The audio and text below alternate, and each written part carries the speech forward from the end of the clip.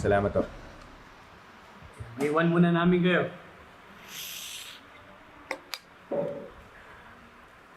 Gumagawa na ako ng action plan para mapagandaan na natin, susunod natin yung akbang bagong arraignment. Pinagather ko na rin yung mga witness statements, mga pieces of evidence para makatulong sa depensa mo. Salamat, Kurt, ha. Mabuti na lang nandyan ka.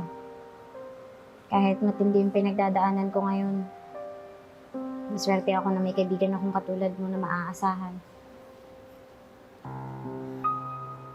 Tony Matias, sumama na kayo sa amin.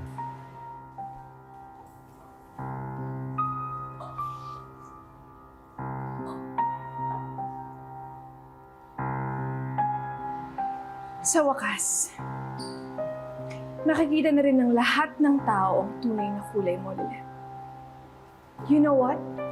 Muntikan mo na rin akong maloko before.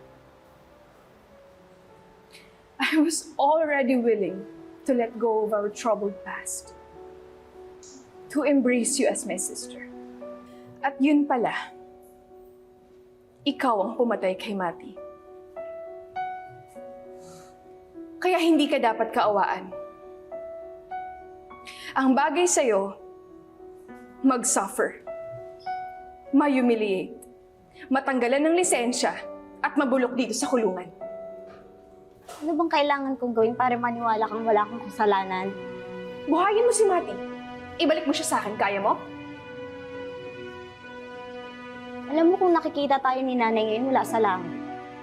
Hindi siya matutuwa dyan sa ginagawa mo na dinidiin mo yung sarili mong kapatid. Huwag mong binabanggit-banggit ang pangalan ng mommy ko. Because I don't want to hear her name coming out from a killer's mouth. Hindi na, tama na. Diba? Napakabait ni Mati sa'yo.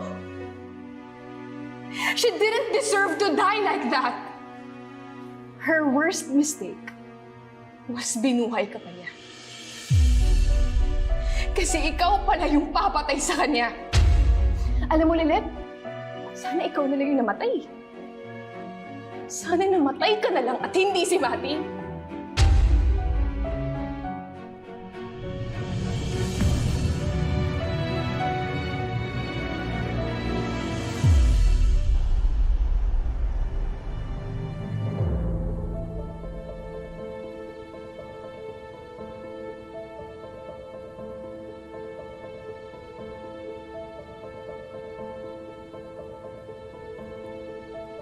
Lang iya.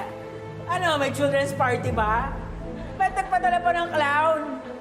Sera, hindi. Hindi clown yan. Anak ni Janice yan.